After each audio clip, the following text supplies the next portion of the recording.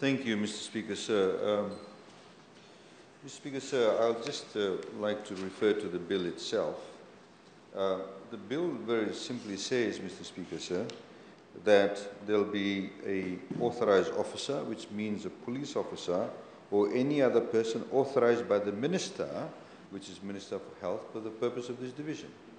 Now, obviously, if the Honourable Minister decides to appoint any group of people or individuals they may hire, they have to be trained. Honourable Randondro simply jumped onto Turangani Koros. Nobody ever said the Turangani Koros. They only say specifically police officers or any other person authorized by the minister. And it says a fixed penalty. The rest of the bill, Mr. Speaker, sir, the next section, talks about the actual infringement notice. What should be in the infringement notice? The name of the person, the particulars of the offense, the fixed penalty, and any other information. This is exactly similar to the LTA TIN, traffic infringement notice, same thing. You don't wear a seat belt, the police stop you, they fill out this form, they give it to you, you pay $40. You want to dispute it, you go to the court. You don't want to dispute it, you pay the fine.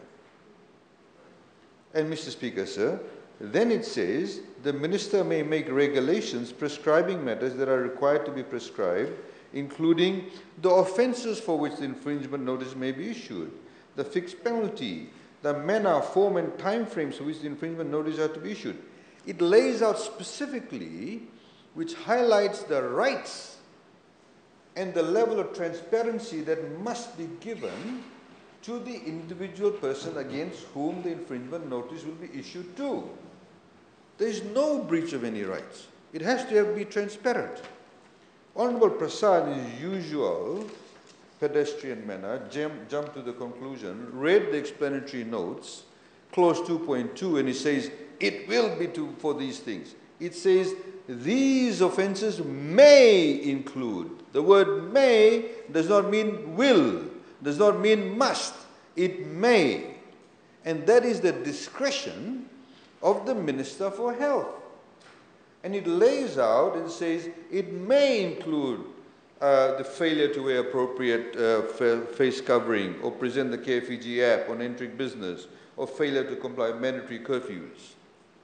The reason why this particular amendment has been brought about is because it enables the ability to issue penalty notice like fines, as opposed to when somebody does not do that, he could have done it under the existing law, they'll all have to go and queue up outside the court.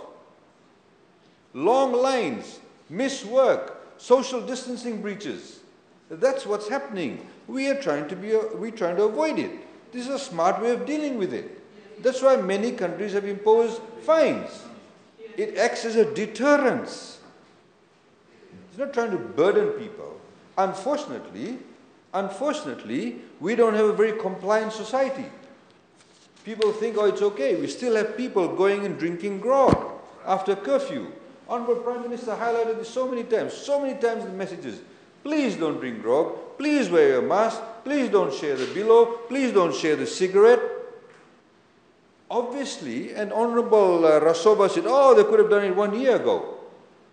We did not anticipate the level of non-compliance. We had for 1 year, we had no cases. We did not anticipate the level of non-compliance. If you look at many of the breaches, these are people who've actually gone directly in opposition to what the Minister for Health said, what the Permanent Secretary for Health said, and what the Honourable Prime Minister has been saying since last year. So all this particular amendment simply does is to provide the accommodation in the existing law to say you can issue fines. That's all it does. That's all it does. And Mr. Speaker, sir, you know, they're saying we must go and consult. The nature of the infection is such, they want everything to be brought to Parliament. If tomorrow the Minister for Health and his Permanent Secretary decide to do a lockdown, using the same logic, we'll all have to come running to Parliament and say, can we lock down more Nikoso? And then Honorable Linda Tambuya, somebody will say, oh, might take into consideration, oh, my electorate is there, maybe we won't lock it down, we lock down this street, don't lock down the other half. That's the reason why it's not brought to Parliament. We don't come running to Parliament to say, let's a curfew. You know, what hours do we put? That's the decision made by the executive. What we are seeking here for Parliament's approval is that we actually have a penalty provision. And then the regulations will stipulate where those penalty provisions will apply to, under which circumstances, when there is non-compliance or failure to wear, for example, masks, etc. So, Mr. Speaker, sir, it's very simple. Now, Mr. Speaker, sir, the other members had said, oh, you know, the KFG app is confusing. Nothing confusing, Honorable Alam Balavu. I think you are confused about KFG app.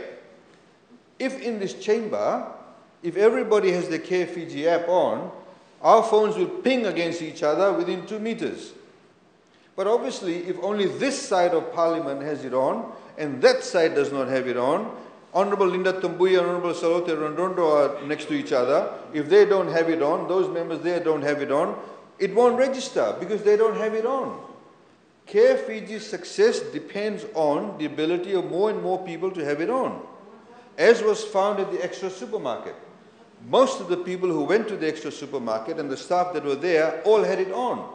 That's why the Ministry of Health was able to get in touch with all those people within a matter of hours when they identified. So the success depends on that. Mr. Speaker, sir, the other point that was also highlighted,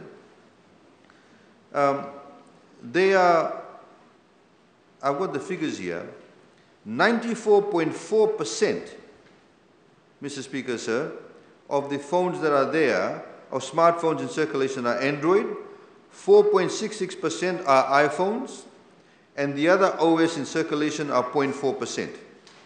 Mr. Speaker, sir, with regard to KFG compatibility, out of approximately 731,637 smartphones, 709,000 are compatible. Mr. Speaker, sir, high level of competency. Currently, as has been highlighted, the Digital Fiji team are developing what we call QR codes. And QR codes makes it very easy and better ability to be able to, for the Ministry of Health to lock down specific areas. The other point that, Mr. Speaker, sir, I wanted to highlight also was that, which Honourable Minister for Women, Poverty, Alleviation, Children already highlighted, Honourable Prasad, you don't bring regulations to Parliament. Regulations are dealt with by the executive. And he also argued, he said, oh, you know, that means just because you're going to give them penalty, they'll still spread the virus. Well, even if you continue with the current regime of the law, and you don't have penalties, people still have to go to court, they can still spread it if they breach it. The issue is about the breach of the protocols that have been put in place. If somebody says at the moment that if you are in a lockdown area, please don't go outside the lockdown area at the moment. If they go out of the lockdown area, go and mix with the people at the local shop, we'll drag him to the courts. They've still spread it, right? According to your logic. If you put the penalty on, it does not change it. But the reality of the matter is that when you put the penalty on, people are given an instantaneous deterrence. Mr. Speaker, sir, the other point about is, you know, Honourable Bulana Uda talked about, you know, India and all of that. I mean, please, you need to get real about these things. The other point was that, you know, the business people, most of the businesses now have agreed, in particular the garment factories, etc., and they have said, because there are various protocols they need to adhere to, they have said that they will buy smartphones for all their staff if they don't have a smartphone. But the figures that I just read out, Mr. Speaker, sir, demonstrate that most people already have a smartphone. Vodafone has already brought down the price of smartphone. You can buy a smartphone for about $100 or so. It's not that expensive. It's a basic smartphone, may not be a fancy Samsung or whatever, but nonetheless it is a smartphone. So the businesses have agreed to that. If there is a higher level of compliance and people know there's a particular deterrence regime, we expect greater level of compliance. If there's greater level of compliance, then we expect to be able to return life more to normal than usual. So, Mr. Speaker, sir, just getting back to this bill itself, I hope the honourable members do understand that the reason why we're putting in place. And if you read the actual provision of the bill, it simply just gives the Minister for Health the ability to able to have penalties imposed by way of fine. Thank you. Thank you.